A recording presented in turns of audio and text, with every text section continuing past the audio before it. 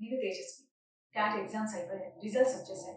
Cat exam finish అయిపోయిన తర్వాత results వచ్చాక ఎంబీఏ కోసం చాలా వరకు వెయిట్ చేస్తున్నారు స్టూడెంట్స్. ఏ కాలేజెస్‌లో చదవాలి? ఎక్కడ చదివితే మాకు మంచి భవిష్యత్తు ఉంటుంది అని ఆలోచిస్తారు. సో, అటువంటి డౌట్స్ అన్ని కూడా క్లియర్ చేయడానికి మన దేశం educational services managing director Rajasekhar Reddy గారు మనతో ఉన్నారు. ఆయన అడిగి మరిన్ని విశేషాలను తెలుసుకుందాం. నమస్కారం అండి. నమస్తే అండి. సార్ చెప్పండి క్యాట్ రిజల్ట్స్ వచ్చేసాయి అండ్ ఎగ్జామ్స్ కూడా రాసేసారు స్టూడెంట్స్. మరి క్యాట్ ఎగ్జామ్‌కి సంబంధించి మనకి ఎంబీఏ ఎప్పుడెప్పుడు చేరుదామా? ఎప్పుడెప్పుడు కాలేజ్‌కెళ్దామని స్టూడెంట్స్ వెయిట్ చేస్తున్నారు. సో, దానికి సంబంధించి ఇన్ఫర్మేషన్ ఏమిస్తారు? జనరల్‌గానే ఇప్పుడు క్యాట్ ఎంట్రన్స్ ఎగ్జామినేషన్ అనేది ఆల్రెడీ అయిపోయిందండి. అండ్ రిజల్ట్ కూడా వచ్చేసింది. ఆల్మోస్ట్ ఈ అకాడమిక్ ఇయర్ అంటే 2025, 27 అకాడమిక్ ఇయర్‌లో పీజీడీఎం లేదా ఎంబీఏ జాయిన్ అయ్యే స్టూడెంట్ యాస్పిరెంట్స్ ఎవరైతే ఉన్నారో 3.39 లాక్ స్టూడెంట్స్ అనేది అప్రాక్సిమేట్‌గా అపియర్ అయ్యారండి. అంటే హ్యూజ్ కౌంట్‌లోనే స్టూడెంట్స్ ఇక్కడ క్యాట్ ఎంట్రన్స్ ఎగ్జామినేషన్‌కి అనేది అపియర్ అయ్యారు. మనకు ఎంటైర్ ఇండియాలో ఐఏఎమ్స్ తీసుకుంటే గనక 21 ఐఏఎమ్స్ ఉన్నాయన్నమాట. సో, ప్రతి స్టూడెంట్‌కు అపియర్ అయిన ప్రతి స్టూడెంట్‌కు ఐఏఎమ్స్‌లో రావు. నో డౌట్ ఐఏఎమ్స్‌లో ఉండే క్వాలిటీ ఎడ్యుకేషన్, అక్కడున్న ప్లేస్‌మెంట్ ఆపర్చునిటీస్ అవ్వచ్చు, ఇన్‌ఫ్రాస్ట్రక్చర్ తీసుకున్న, ఫ్యాకల్టీ వైస్ తీసుకున్నా కూడా ఇండియాలో మేనేజ్మెంట్ ఎడ్యుకేషన్ ఆఫర్ చేసే ఇన్‌స్టిట్యూషన్స్ అంటేనే ఐఏఎమ్స్ అనేది పైనీర్స్. సో, అలాంటి ఐఏఎమ్స్‌లో సీట్స్ రాని వాళ్ళు ఆబ్వియస్‌గా ఇండియాలో ఉన్న టాప్ బిజినెస్ స్కూల్స్ అవ్వచ్చు, యూనివర్సిటీస్ అనేది ప్రిఫర్ చేస్తూ ఉంటారనమాట. సో, ఆ స్టూడెంట్స్ ఇక్కడేంటంటే మనము ప్రతి సిటీలో మనకు మంచి business schools and MBA offer చేసే యూనివర్సిటీస్ ఉన్నాయండి. హైదరాబాద్‌లో తీసుకున్నా మనము, బెంగుళూరు, చెన్నైలో ఉన్నాయి. అలాగే పూణే, ముంబై లాంటి సిటీస్‌లో, కోల్కతాలో తీసుకున్నా, మనం లక్నోలో తీసుకున్నా, ఈవెన్ ఢిల్లీలో ఎక్కువ బిజినెస్ స్కూల్స్ అనేది మనకు కనపడుతూ ఉంటాయన్నమాట. సో, ఇక్కడ వాళ్ళు సెలెక్ట్ చేసుకునే ప్రోగ్రామ్‌కు తగ్గట్టుగా స్టూడెంట్స్ అనేది ఒక యూనివర్సిటీ అనేది సెలెక్ట్ చేసుకోవాలి. మనకు తక్కువ ఫీలో గూడా అంటే మనం ఈవెన్ హైదరాబాద్‌లో గూడా చూస్తుంటాం. చాలా ఇన్‌స్టిట్యూషన్స్‌లో 30,000, 40,000 పర్ యానమ్ ఆ ఫీతోటి గూడా ఎంబీఏ ప్రోగ్రామ్ ఆఫర్ చేసే ఇన్‌స్టిట్యూషన్స్ చాలా ఉన్నాయి. అలాగే 10,00,000, 12,00,000 కంప్లీట్ కోర్స్ డ్యూరేషన్‌కు చార్జ్ చేసే ఇన్‌స్టిట్యూషన్స్ కూడా టాప్ యూనివర్సిటీస్ అన్నీ అదే రేంజ్‌లో చార్జ్ చేస్తూ ఉంటాయి.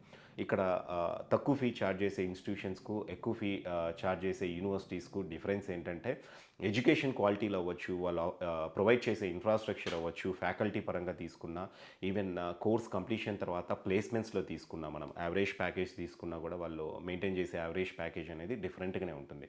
సో, ఎవరైతే ఈ ఎంబీఏ ఆపర్చునిటీస్ పరంగా లేదా నాలెడ్జ్ పరంగా చూస్తూ ఉంటారో అలాంటి స్టూడెంట్స్ కొంత ఫీ ఎక్కువైనా కూడా మంచి యూనివర్సిటీస్ గనక సెలెక్ట్ చేసుకుంటే, అది కూడా మంచి సిటీస్‌లో సెలెక్ట్ చేసుకుంటే, వాళ్ళు proper knowledge, skill and placement తోటి అనేది ఈజీగా సెటిల్ అవ్వటానికి అవకాశం అనేది ఉంటుందన్నమాట. చాలా వరకు students MBA and also PGDM కోర్సెస్‌కి సంబంధించి ఏ కోర్స్ అయితే ఎట్లా అని టెన్షన్ పడుతూ ఉంటారు. వాటి మధ్య తేడా మాకు చెప్తారా? ఈ ఈ ఎంబీఏ, పీజీడీఎం గురించి కన్‌ఫ్యూజ్ అవుతూ ఉంటారనమాట. అంటే కొన్ని ఇన్‌స్టిట్యూషన్స్ వచ్చేసరికి పీజీడీఎం కోర్స్ ఆఫర్ చేయడము, కొన్ని ఇన్‌స్టిట్యూషన్స్ ఎంబీఏ ఆఫర్ చేస్తూ ఉంటాయన్నమాట. ఇక్కడ రెండిటికి డిఫరెన్స్ ఏంటంటే అండి, మనము PGDM post graduate diploma in management తీసుకుంటే గనక ఇది బిజినెస్ స్కూల్స్ ఆఫర్ చేస్తూ ఉంటాయన్నమాట. వేరాజ్ ఎంబీఏ వచ్చేసరికి మనకు యూనివర్సిటీస్ అనేది డిగ్రీ అవార్డ్ చేస్తాయి ఎంబీఏ అనేది. అయితే ఇక్కడ పీజీడీఎంకు కొన్ని సర్టెయిన్ అడ్వాంటేజెస్ ఉన్నాయండి. అండ్ కొన్ని డ్రాబ్యాక్స్ కూడా ఉన్నాయి. అదేవిధంగా ఎంబీఏలో తీసుకున్నా కూడా మనము ఎంబీఏ ప్రోగ్రామ్ ఆఫర్ చేసే ఇన్‌స్టిట్యూషన్స్‌లో కొన్ని అడ్వాంటేజెస్ ఉంటాయి. ఇక్కడ కూడా కొన్ని డ్రాబ్యాక్స్ అనేది ఉన్నాయన్నమాట. 2 కూడా ఫైనల్‌గా పీజీడీఎం అండ్ ఎంబీఏ తీసుకుంటే గనక ఫైనల్‌గా 2 కూడా మేనేజ్మెంట్ లెవెల్‌లో ఈక్వల్ డిగ్రీ రికగ్నిషన్ అనేది ఉంటుంది. అయితే ఇక్కడ పీజీడీఎం తీసుకుంటే గనక ముందు మనము ఏదైతే ట్రెడిషనల్ స్పెషలైజేషన్స్ ఉండేటివో మనకు జనరల్‌గా మనము ఎంబీఏలో తీసుకుంటే గనక ఎక్కువ హెచ్ఆర్, ఫినాన్స్, మార్కెటింగ్ ఇలాంటి స్పెషలైజేషన్స్ వింటూ ఉంటాము. ఇప్పుడు న్యూ ఏజ్ ప్రోగ్రామ్స్ ఏవైతే ఉన్నాయో బిజినెస్ అనాలిటిక్స్ అవ్వచ్చు, దీంట్లో కూడా ఆర్టిఫిషియల్ ఇంటెలిజెన్స్ అవ్వచ్చు, ఈవెన్ డేటా సైన్స్ కానివ్వండి, ఫుల్ స్టాక్ డెవలప్మెంట్ కానివ్వండి, ఇలాంటి స్పెషలైజేషన్స్ అనేది మనకు పీజీడీఎం ప్రోగ్రామ్ ఆఫర్ చేసే ఇన్‌స్టిట్యూషన్స్‌లో ఎక్కువగా కనపడుతూ ఉంటాయన్నమాట. అంటే పీజీడీఎం అనేది ఇండస్ట్రీకి కావాల్సిన విధంగా స్పెషలైజేషన్స్ అనేది దొరుకుతాయి. అంటే మనకు ఇండస్ట్రీ రిక్వైర్మెంట్ ప్రకారం అండ్ ప్లేస్‌మెంట్స్ కూడా, ఎందుకంటే టెక్నాలజీ పరంగానే ఇక్కడ కరికులం అనేది అప్డేట్ చేసుకునే అవకాశం కూడా పీజీడీఎం ప్రోగ్రామ్ ఆఫర్ చేసే బిజినెస్ స్కూల్స్‌కి ఉంటాయి. వేరాజ్ యూనివర్సిటీ వచ్చేసరికి ఏంటంటే కొన్ని రూల్స్ అండ్ రెగ్యులేషన్స్ అనేది ఫాలో అవ్వాల్సి ఉంటుంది. యూనివర్సిటీ ఏదైతే కరికులం డిజైన్ చేస్తుందో ఆ కరికులంనే ఫాలో అవ్వాల్సి ఉంటుందన్నమాట. సో, దానివల్ల కరికులంలో మోడిఫికేషన్స్ అనేది ఎంబీఏ ఆఫర్ చేసే యూనివర్సిటీస్‌లో మనం తక్కువ చూస్తూ ఉంటాము. పీజీడీఎంలో మాత్రం అప్డేషన్స్ అనేది ఫాస్ట్‌గా జరుగుతూ ఉంటాయన్నమాట. సో, ఎంబీఏకు కరికులం పరంగా అడ్వాంటేజెస్ అనేది ఉంటాయి. బట్ వేరాజ్ పీజీడీఎంకి అనేది, వేరాజ్ ఎంబీఏకి వచ్చేసరికి డిగ్రీ వాలిడేషన్ పరంగా అనేది అడ్వాంటేజెస్ ఉంటాయి.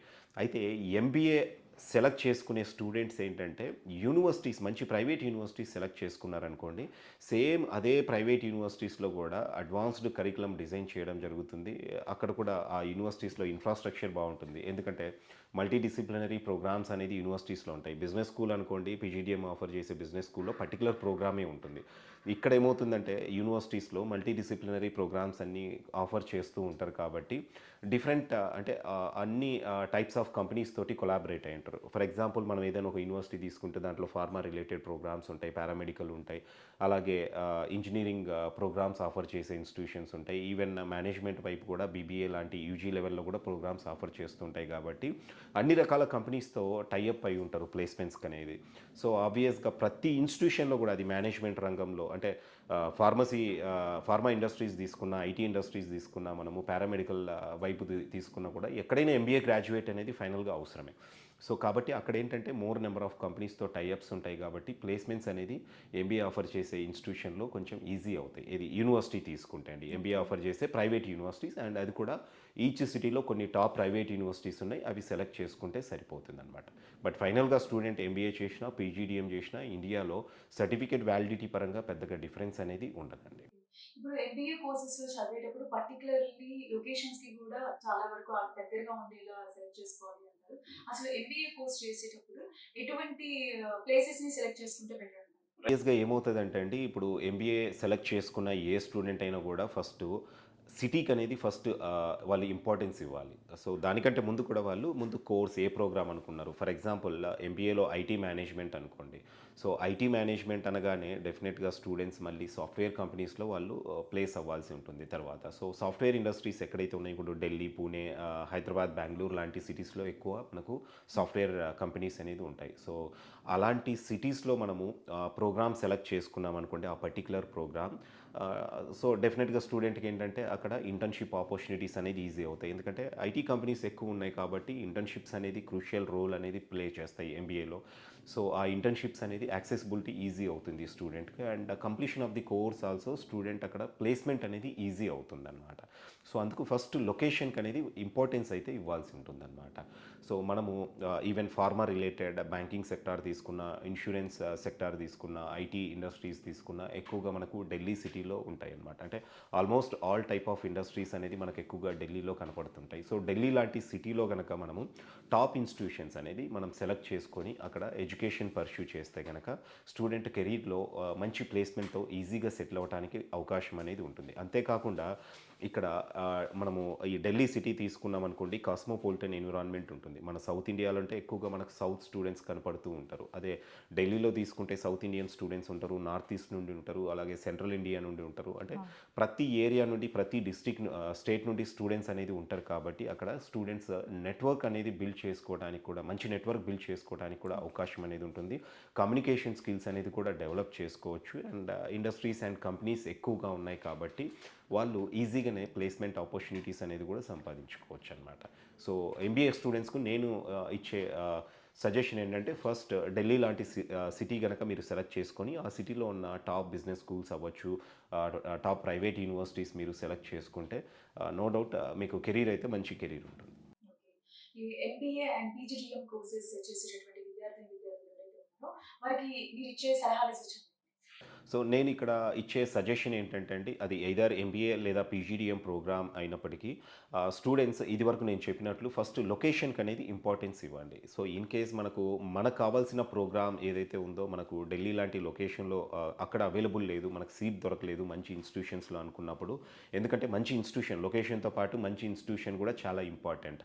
ఏదో ప్రాపర్ ఫ్యాకల్టీ లేని, ప్రాపర్ ఇన్‌ఫ్రాస్ట్రక్చర్ లేని ఇన్‌స్టిట్యూషన్‌లో జాయిన్ అయ్యి ప్లేస్‌మెంట్స్ లేక మళ్ళీ ఇబ్బంది పడాల్సొస్తుంది కాబట్టి ఇప్పుడు ఢిల్లీలో మంచి ఇన్స్టిట్యూషన్స్‌లో సీట్ దొరకని వాళ్ళు అగైన్ బెంగుళూరు కానివ్వండి, ఈవెన్ పూణే లాంటి సిటీలో కూడా కొన్ని మంచి యూనివర్సిటీస్ అండ్ బిజినెస్ స్కూల్స్ ఉన్నాయి. అలాంటి బిజినెస్ స్కూల్స్ కనుక సెలెక్ట్ చేసుకుంటే సరిపోతుందండి. అండ్ ఇంకా కొన్ని జాగ్రత్తలనేది స్టూడెంట్స్ పాటించాలండి. ఎందుకంటే ఎక్కువ మంది స్టూడెంట్స్ వచ్చేసరికి ఇప్పుడు ప్లేస్మెంట్స్ అంటే ఎంబీఏ అంటేనే జనరల్‌గా స్టూడెంట్స్ ప్లేస్మెంట్స్ కోసం జాయిన్ అవుతూ ఉంటారు. ఎంబీఏ అవును. ప్రోగ్రామ్ అది ఎంటర్‌ప్రెన్యూర్‌షిప్ అనేది డిజైన్ చేసిన ప్రోగ్రామ్ అయినప్పటికి గూడా ఎక్కువ మంది ఈ ఎంబీఏ చదివిన తర్వాత ప్లేస్మెంట్స్‌కి అనేది ఎక్కువ ప్రిఫరెన్స్ ఇస్తారు. ఓకే. 90% స్టూడెంట్స్ అయితే ప్లేస్మెంట్ కోసం వచ్చేవాళ్ళు ఉంటే 10% బిజినెస్‌లో సెటిల్ అవుదాం, బిజినెస్ ఐడియాస్ అండ్ స్కిల్స్ అనేది గెయిన్ చేసుకుందాం అనేసి ఉంటారనమాట. ఓకే. సో, అక్కడ ప్లేస్మెంట్స్‌కి ఇంపార్టెన్స్ ఇస్తూ ఉంటారు కాబట్టి లాస్ట్ 4, 5 ఇయర్స్‌లో ప్లేస్మెంట్ అనాలిసిస్ కూడా తీసుకోండి. ఆ ఇన్‌స్టిట్యూషన్ పర్ఫార్మెన్స్ ఏ విధంగా ఉందనేది తీసుకొని అండ్ రియల్ టైమ్ అంటే వాళ్ళు విజిట్ చేసి అక్కడ ఇన్‌ఫ్రాస్ట్రక్చర్ ఎలా ఉంది, స్టూడెంట్ ఫీడ్‌బ్యాక్ అనేది గ్యాదర్ చేసుకొని స్టూడెంట్స్ జాయిన్ అవుతే మంచిదండి. యెస్. యెస్. చాలా ఇన్ఫర్మేషన్ ఇచ్చారు. చూసారు కదా! క్యాట్ ఎగ్జామ్ పూర్తయిపోయిన తర్వాత అడ్మిషన్స్ ఇప్పుడు జరుగుతూనే ఉన్నాయి. ఎంబీఏ కోర్సెస్‌లో చదివేటటువంటి విద్యార్థులకు బోలెడంత ఇన్ఫర్మేషన్ ఇచ్చారు. మన దేశం educational services managing director Rajasekhar Reddy గారు. ధన్యవాదాలు. నమస్తే అండి.